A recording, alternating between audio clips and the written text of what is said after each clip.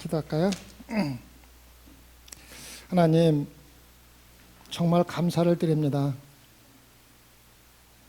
저희같이 보잘것없는 죄인들이 어렵고 힘들 때마다 주님을 버렸던 저희들에게 거룩하시고 부활하셔 하나님 우편에 앉아 계신 예수 그리스도를 찬양하고 경배하고 예배할 수 있는 특권을 주심을 진심으로 감사를 드립니다.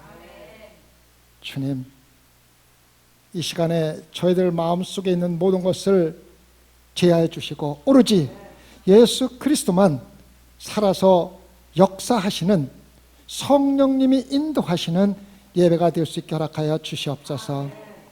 무엇보다도 우리가 오늘 하나님 말씀을 들을 때 우리의 지식이 되지 아니하고 우리의 삶을 변화시켜 새로 거듭나는 살아 역사하는 하나님의 말씀이 될 수 있게 허락하여 주시옵소서. 비록 전하는 당신의 종이 부족하다 할지라도 말씀만은 살아서 성도들의 골수와 영혼까지도 쪼개어 새롭게 거듭나는 귀한 하나님의 말씀이 되게 축복하여 주시옵소서. 감사하며 예수님 받들어 기도드렸사옵나이다. 아멘. 감사합니다. 어느 때 부활절 예배를 드렸던 때보다도 너무 마음에 감동이 있고 마음이 벅찬 아주 귀한 시간됨을 참으로 하나님께 감사를 드립니다. 오늘은 부활절입니다. 세상은 예수님의 부활보다는 전염병의 두려움과 걱정 가운데 완전히 두려움으로 살아가고 있습니다. 하지만 인간들의 두려움과는 아무런 상관도 없이 오늘 아침에 교회 오면서 바라보는 세상은 봄이 오고 나무에는 새싹이 나고 꽃이 아름답게 피어 있습니다. 마치 두려움에 쌓여 있는 인간들을 조롱이라도 하듯이 아름답게 봄의 향취를 내며 변함없이 봄이 찾아왔습니다. 성도 여러분, 예수님의 부활도 마찬가지입니다. 우리가 어떠한 방법으로 부활절 주일을 지내는가 상관없이 지난 2000년 동안에 우리가 어떠한 환경에서 어떻게 지내는 거에 상관없이 예수 그리스도가 부활하셨다는 진리는 변함이 없습니다. 오늘 요한복음의 말씀이 예수님이 부활하셨다는 증거를 우리에게 상기시켜주고 있습니다.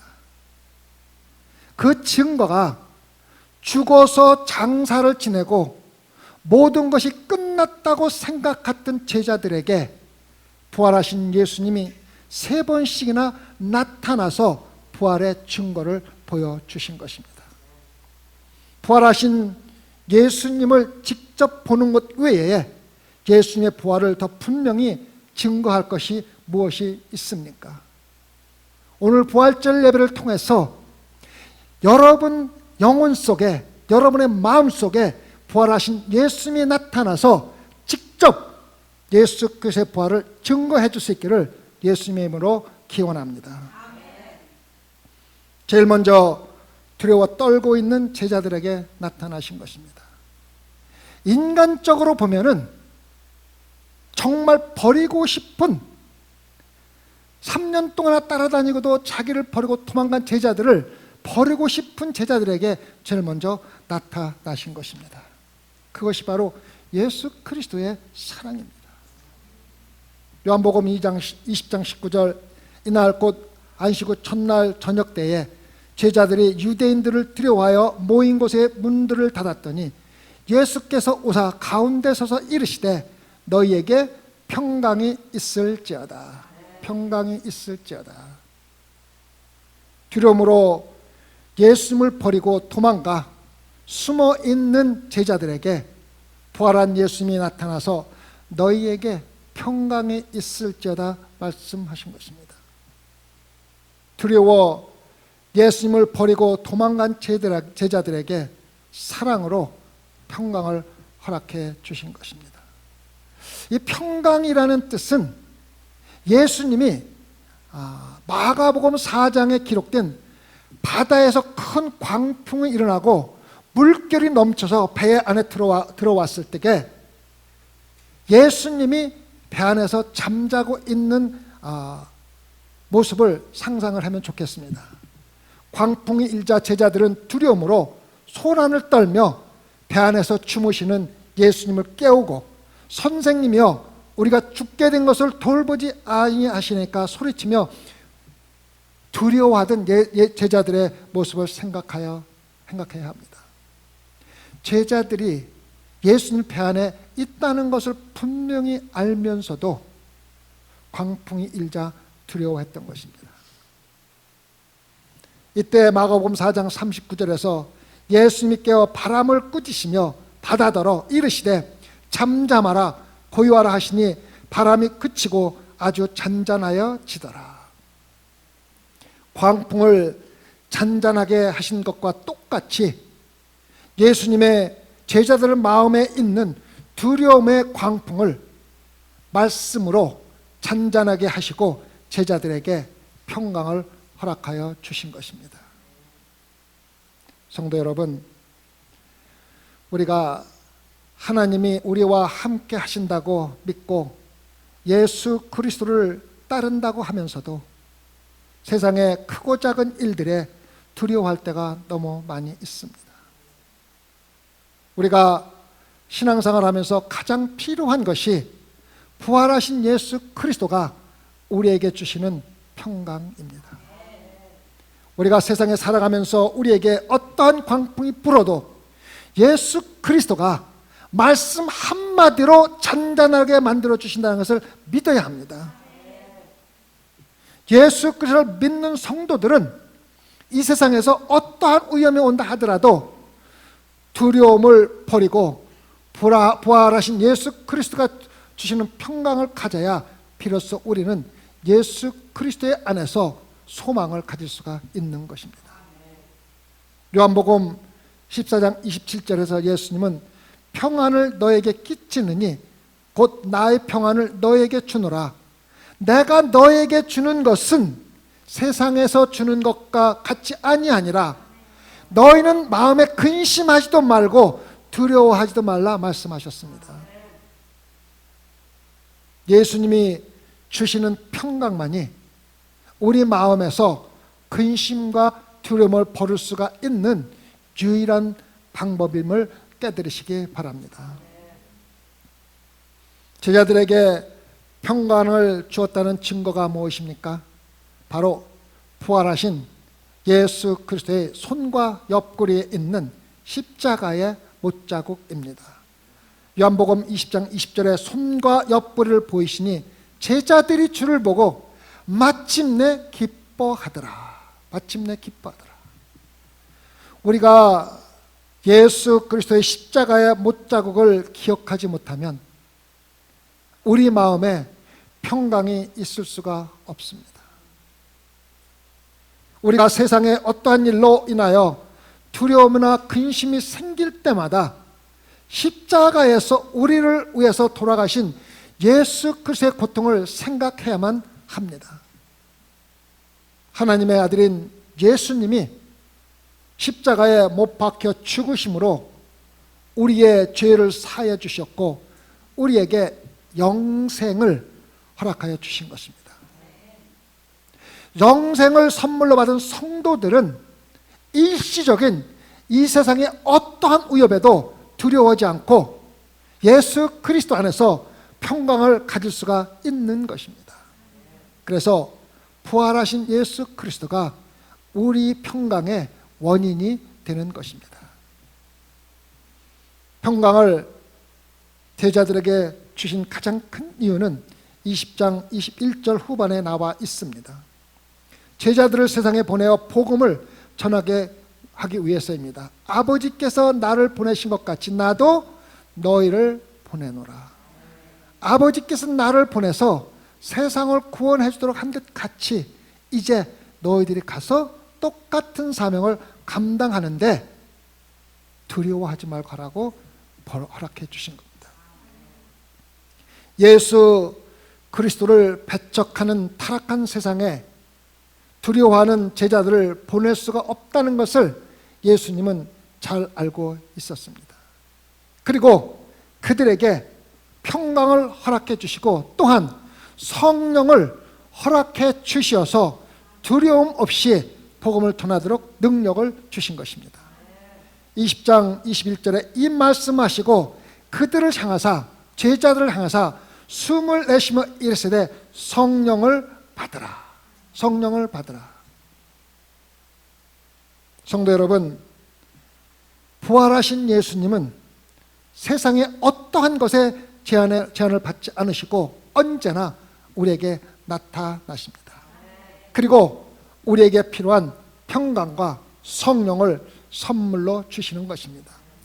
문제는 우리에게 나타나시는 부활하신 예수님을 우리가 보지도 못하고 만나지도 못하고 있다는 것이 문제입니다. 예수님이 없어서가 아니라 우리의 영적인 눈이 닫혀 있기 때문입니다.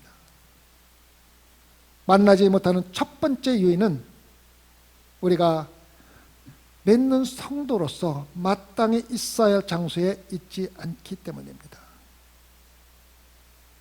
11명 중에 10명의 제자들은 함께 모여 있었지만 도마는 혼자서 다른 장소에 있었고 함께 모인 제자들에게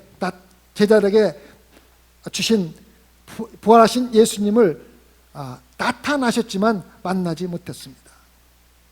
우리가 신앙생활을 하면서 꼭 있어야 될 장소에 함께 모여 있는 것이 부활하신 예수 그리스도를 만나서 선물로 우리에게 주신 성령을 받는데 대단히 중요한 것이라는 것을 꼭 기억하시기를 바랍니다. 두 번째는 영적으로 깨어 있지 않기 때문입니다. 예수님은 오늘도 살아 계시지만 대부분의 사람들은 영적으로 잠을 자고 있기 때문에 예수님을 만날 수가 없습니다. 하나님은 영이시며 우리가 영이신 하나님을 보는데 필수적으로 필요한 영적인 눈을 뜨지 않으면 영이신 하나님을 볼 수도 느낄 수도 없는 것입니다. 어떻게 영적인 눈을 뜹니까? 예배입니다. 하나님 말씀입니다. 기도입니다. 말씀과 예배와 말씀과 기도로 영적인 눈을 뜨지 않으면 하나님을 절대로 볼 수가 없습니다. 왜? 하나님이 영이시기 때문에. 많은 사람들이 나도 예배를 드리고 나도 하나님의 말씀을 읽고 기도를 하지만 아직도 성령을 체험하지 못하고 있다고 불평을 합니다. 문제는 예배를 드리지 않아서가 아니고 성경 말씀을 읽지 않아서가 아니고 기도를 하지 않아서가 아닙니다. 우리가 하나님이 원하신 대로 신령과 진정으로 하지 않기 때문입니다. 요한복음 4장 24절에서 하나님은 영이시니 예배하는 자가 신령과 진정으로 예배할지니라 기록하고 있습니다. 여러분이 이 자리에 앉아 있다 하더라도 영과 진리로 예배드리지 못하면 하나님을 볼 수도 느낄 수도 만날 수도 없다는 것을 기억해야만 합니다. 앉아있는 자체가 중요한 게 아닙니다. 영과 진리로 예배를 드리는 것이 무엇입니까? 영과 진리로 예배를 드린다는 것은 예배를 통하여 우리의 모든 것을 온전히 드린다는 뜻입니다. 여러분이 지금 여기 앉아서 나를 위해 십자가에 돌아가신 예수 그리스도께 여러분의 삶을 드리고 있습니까? 그렇지 못하다면 예배를 드려도 신령과 진정한 예배가 될 수가 없다는 것입니다. 찬양으로 우리 영혼을 드리고 입으로 찬양이 아니라 우리 영혼으로 찬양하고 기도로 우리 마음을 온전히 드리고 말씀을 듣고 말씀대로 살면서 우리의 삶을 온전히 드리고 헌금으로 우리의 재물을 드리는 것입니다. 이게 예배입니다. 입으로 드리는 것이 아니라 실질적으로 우리 자신을 하나님께 온전한 희생제물로 드리는 것이 진정한 예배입니다. 이러한 예배를 드리면은 하나님을 만나기 싫어도 만날 수밖에 없습니다. 그런데 우리는 매주 만나서 예배를 드리는 것이 아니고 자신이 예배를 받으려고 합니다. 하나님을 예배하기 위해서 함께 모여 있지만은 예배 시간에 내가 기뻐했는지, 내가 만족했는지, 내가 하고 싶은 대로 했는지, 내가 기대했던 대로 됐는지 평가해서 내가 만족하지 못하면은 불평과 불만으로 성전을 나가는 것이 대부분의 사람들의 예배입니다. 또한 요한복음 1장 1절 말씀은 곧 하나님이시라. 성경은 바로 하나님입니다. 성경을 통하지 않고는 하나님을 만날 수가 없습니다. 대부분의 사람들이 성경을 배우고 지식으로는 알고 있지만 말씀을 통하여 하나님을 만나지 못하는 이유가 있습니다. 하나님의 말씀이 우리 내부에서 역사하여 우리의 삶을 변화시켜야 그 변화된 내가 비로소 하나님을 만나는 것입니다. 아무리 성경을 많이 읽고 있다 하더라도 내가 변화되지 않은 상태에서는 하나님을 만날 수가 없습니다. 진리의 말씀에 무릎을 꿇고 겸손하게 받아들여 이제 주님 나의 모든 것을 가져가십시오 할 때 우리는 비로소 예수님을 만날 수가 있는 것입니다. 성경의 말씀은 우리가 듣고 우리 안에서 역사하여 우리의 삶을 변화시키기 전까지는 세상의 도덕책과 조금도 다르지 않습니다. 그저 조금 더 좋은 사람, 조금 더 착한 사람이 되게 하는 것이 성경의 목적이 아닙니다. 요즘 많은 사람들이 인터넷에서 수없이 많은 설교를 듣고 얻은 성경 지식으로 자신이 변화되는 데 사용하는 것보다는 다른 사람들을 비판하는 데 사용하는 경우가 참 많이 있습니다. 성경에서 자신이 좋아하는 목사님의 설교를 듣고 그 말씀을 나에게 적용하며 내가 변하는 데 사용을 한다면 여러분이 하루 종일 듣고 묵상하면 너무너무 좋은 거고 유익한 것입니다. 하지만 얻은 성경 지식으로 신앙적인 자만만 가진다면 심각한 문제가 된다는 것을 깨닫기를 부탁을 드리겠습니다. 항상 어디서 말씀을 듣든지 인터넷이든 설교 말씀을 듣든지 다른 사람에 적용할 필요가 없습니다. 나에게 적용을 해서 내가 거듭났는 데 사용만 한다면 여러분 어디서 말씀을 듣든가 저는 상관하지 않습니다. 다음은 기도입니다. 기도는 하나님과의 대화입니다. 대부분의 성도들은 식사 때 아니면 잠자러 가기 전 아니면 잠깐 기도하는 기도 생활을 합니다. 이렇게 기도 생활을 하면서 왜 나는 예수님을 만나지 못하고 영적인 기도를 하지 못하냐고 불평을 많이 합니다. 야곱을 기억하십니까? 야곱이 하나님과 천사가 무릎을 꿇을 때까지 항복을 할 때까지 씨름을 했던 것을 기억하시고 여러분이 하나님께 기도할 적에 씨름하듯이 하나님의 응답을 들을 때까지 그 응답이 어떤 것인가에 상관없이 응답을 들을 때까지 기도를 해야만 마침내 천사가 무릎을 꿇고 항복을 할 때까지 해야만이 마침내 천사를 넘어서 예수 그리스도와 직접 개통을 할 수가 있는 것입니다. 많은 사람들이 신령과 진리로 드리는 진정한 예배와 기도 없이 그리고 성경 말씀을 통하여 삶의 변화 없이 예수 그리스도를 경험하기를 바라고 있습니다. 영적인 눈을 뜨지 않으면 보이지 않는 영이신 하나님을 절대로 볼 수 없다고 요한이 여러분들에게 알려주고 있는 것입니다. 예수님은 우리를 세상에 보내면서 성령의 능력을 주셨지만 예수님을 만나지 못하면 예수님이 주는 성령을 선물로 받을 수가 없습니다. 우리는 나를 위해서 십자가에 돌아가신 예수 그리스도를 영접하고 마지막 승천하시면서 우리에게 주신 성령을 받기 위해서는 먼저 예수 그리스도가 내 마음속에 살아 역사해야만 합니다. 성령을 선물로 받기 위해서는 먼저 부활하신 예수님을 만나야 합니다. 요한복음 20장 22절과 23절에서 예수님께서 제자들에게 성령을 불어주시며 성령을 받으라. 잘 들으시기 바랍니다. 너희가 누구의 죄든지 사하여 주면 사하질 것이요 누구의 죄든지 그대로 두면 그대로 있으리라 말씀하셨습니다. 여러분,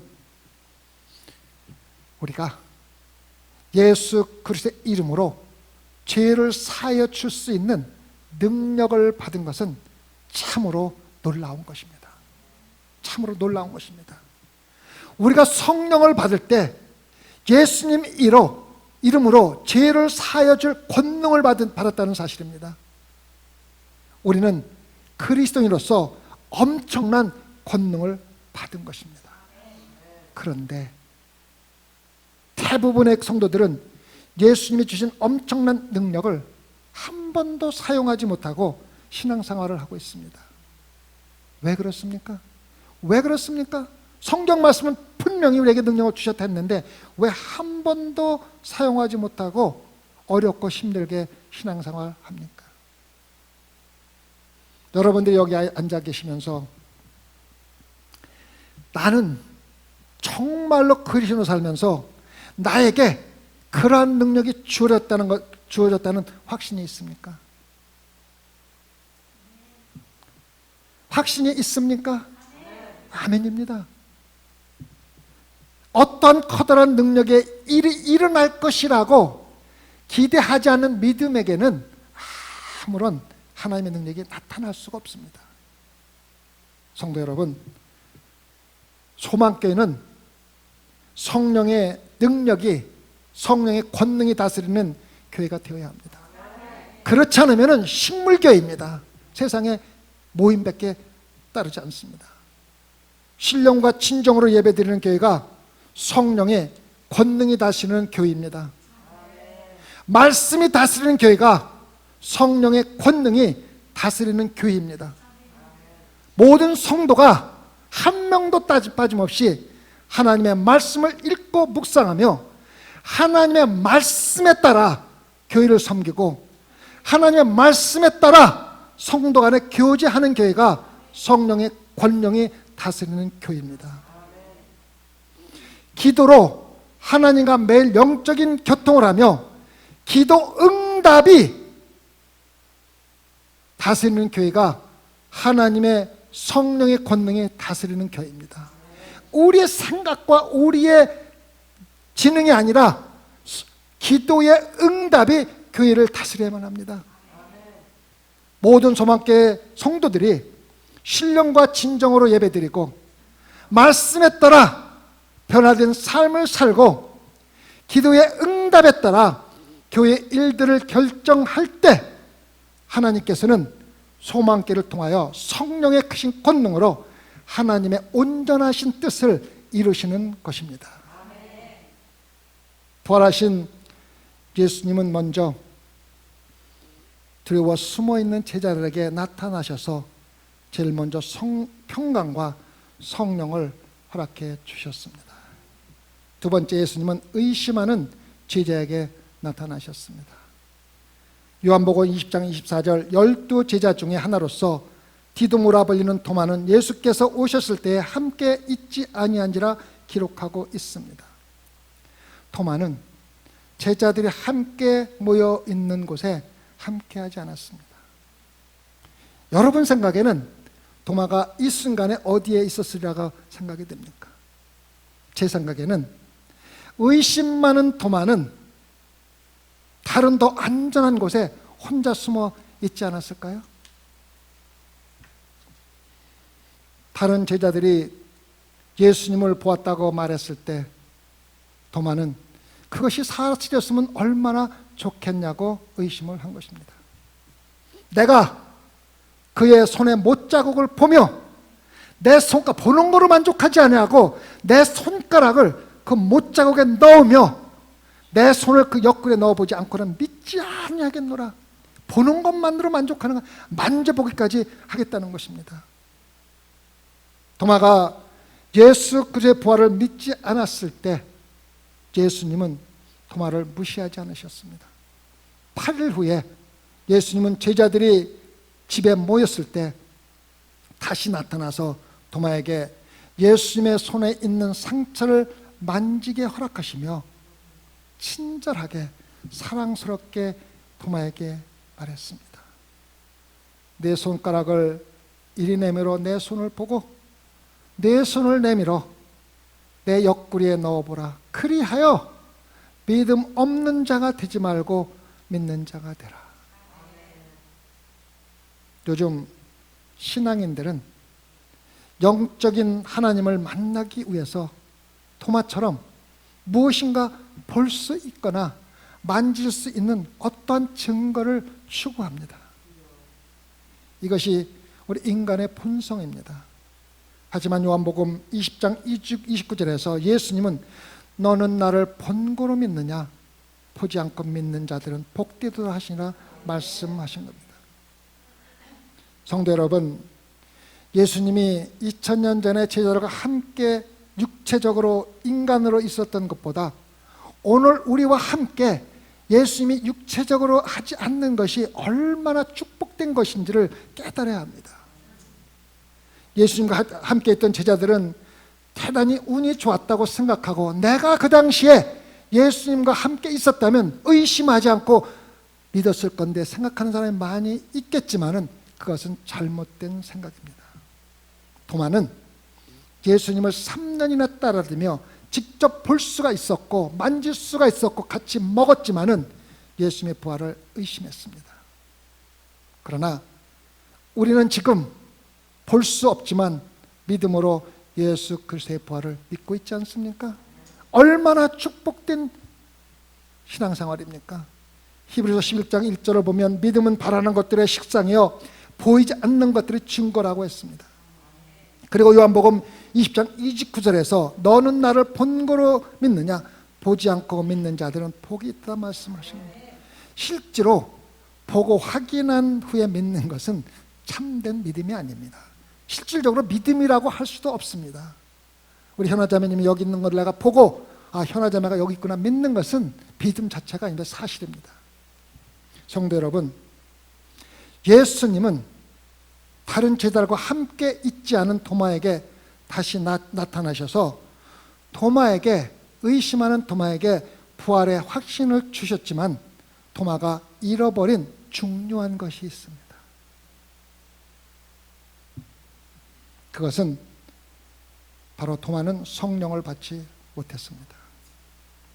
20장 20절에서 예수님은 그들을 향해서 숨을 내쉬며 이르시되 성령을 받으라. 함께 있던 다른 10 제자들에게는 성령을 주셨지만은 그 자리에 없던 도마는 성령을 선물로 받지 못했습니다. 우리가 신앙생활하면서 분명히 알아야 될 것이 있습니다.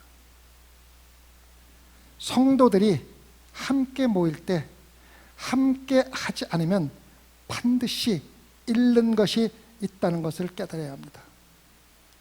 우리가 신앙생활하면서 그것이 예배이든 성경 공부이든 아니면 교회 일이든 무엇이든지 함께 모인 자들에게만 주어지는 하나님의 특별한 은혜가 항상 있다는 것을 알아야만 합니다. 그래서 예배나 성경 공부나 어떤 성도들의 모임에 한 번 정도 빠지는 것이 아무렇지도 않은 것 같지만 빠질 때마다 귀한 어떤 것을 잃어버리고 있다는 것을 기억하고 모일 때 한 번도 빠짐없이 모여야 합니다. 성도들이 모일 때마다 모인 자들에게 주시는 새로운 하나님의 은혜를 허락해 주시기 때문입니다. 세 번째는 예수님의 양을 먹일 미래 목자들에게 나타나신 것입니다. 요한복음 21장 1절 그 후에 예수께서 디베라 호수에서 또 제자들에게 자기를 나타내셨으니 기록하고 있습니다. 제자들은 그곳에서 물고기를 잡고 있습니다. 복음을 전하고 있어야 할 제자들이 옛날 직업으로 돌아가서 물고기를 잡고 있었던 것입니다. 실제로 밤이 새도록 물고기를 잡고 있었지만 하나도 잡지를 못했던 것입니다. 21장 3절과 5절에 시몬 베드로가 나는 물고기 잡으러 가노라 하니 그들이 우리도 함께 가겠다 하고 나가서 배에 올랐으나 그날 밤에 아무것도 잡지 못하였더니 날이 새어갈 때에 예수께서 바닷가에 서셨으나 제자들이 예수인 줄 알지 못하는지라 예수께서 이르시되 얘들아 너희에게 고기가 있느냐 대답하되 없나이다. 자, 생각해 보십시오. 고기를 잡는 것이 전문인 어부들이 밤새도록 고기를 잡았는데 아무것도 잡지 못했습니다. 이때 예수님은 20장 6절에서 이르시되 그물을 배 오른편에 던지라 그리하면 잡으리라 하시니 이에 던졌더니 물고기가 많아 그들을 틀 수가 없더라. 성도 여러분, 고기를 잡는 것이 전문인 어부들이 밤새도록 한마디로 잡지 못했는데 고기를 잡는데 아무런 지식이 없는 예수님의 말을 듣고 그물을 오른편에 던져 많은 물고기를 잡은 것입니다. 하나님은 완전하고 능력이 있는 전문인을 쓰는 것이 아닙니다. 누구를 쓰십니까? 바로 예수 그리스도를 의지하는 사람을 사용하시는 것입니다. 고개를 잡는 제자들에게 나타나신 예수님은 제자들과 우리에게 너희들이 하루 종일 그리고 밤이 새도록 그물을 던질 수가 있다. 하지만 내가 없이는 아무것도 잡을 수가 없다. 이제 너희들은 사람을 먹는 어부다. 너희들이 너의 능력으로 하루 종일 그리고 밤새도록 노력한다 할지라도 나의 말에 의지하지 않을 때는 아무런 효과가 없다는 것을 여러분과 저에게 알려주시는 것입니다. 마지막으로 예수님을 향한 우리의 사랑이, 예수님을 향한 우리의 사람이 우리 마음에 다른 사람을 사랑하도록 만들고 그 사랑으로 복음을 전하게 하는 것입니다. 예수님은 베드로에게 나의 양을 치라고 명령을 하기 전에 3번씩 베드로가 예수님을 진정으로 사랑하는지를 확인하셨습니다. 내가 나를 사랑하느냐? 내가 진심으로 나를 사랑한다면은 내 양을 먹이라. 그 말은 뭐냐면은 내가 나를 사랑하는 진실한 마음이 생길 때까지 내가 아무리 양을 먹여도 아무런 소용이 없다는 것입니다. 성도 여러분, 여러분이 하나님을 위해서 어떠한 일을 할 때 예수 그리스도를 진심으로 사랑하는지를 먼저 확인해 보시기 바랍니다. 예수님을 진심으로 사랑하지 않고 하나님의 일을 하는 사람들은 어려움이 있을 때 반드시 예수님을 버리고 도망을 가게 된다는 것을 요한이 우리에게 가르쳐주고 있습니다. 예수님을 향한 우리의 사랑이 하나님의 사명을 감당하는 원인이 될 때만 어떤 어려움이나 고난 가운데도 하나님의 일을 끝까지 포기하지 않고 참 잘 감당할 수가 있다고 예수 그리스도가 부활하신 날 우리에게 가르쳐주고 있습니다. 제자들에게 나타나신 부활하신 예수를 생각하며 우리는 자신을 섬기는 이기적인 사람이 되는 것에서 예수님을 섬기는 예수님의 종이 되는 것으로 바뀌어만 합니다. 겁쟁이가 되어 숨어있는 것으로부터 예수 그리스도를 사랑함으로 두려움이 없는 십자가의 용병이 되어 예수 그리스도를 위해서 힘써 싸워야 합니다. 부활하신 예수님이 오늘 여러분과 저에게 나타나셔서 우리에게 성령을 불어주시면서 묻습니다. 내가 진심으로 나를 사랑하느냐? 그렇다면 내 양을 먹이라고 말씀하시고 있습니다. 성도 여러분, 여러분은 우리를 위해서 돌아가시고 부활하신 예수 그리스도를 진심으로 사랑하십니까? 기도하십시다. 주님, 우리가 주님을 위해서 어떠한 일을 하기 전에 먼저 주님을 사랑하게 하여 주시옵소서. 주님이 내가 나를 사랑하느냐 물을 때, 주여, 당신은 내가 당신을 사랑한 줄을 알고 있지 않습니까? 탐나게 말할 수 있는 믿음을 허락하여 주시옵소서. 그리하여 모든 소망교회 성도들이 세상에 어떤 위험과 핍박이 있다 할지라도 사랑하는 예수님을 위하여 힘써 싸울 수 있는 십자가의 용병이 되게 두려움이 없는 제자들로 삼아 주시옵소서. 감사함을 우리 예수님 받들어 기도드렸사옵나이다. 아멘.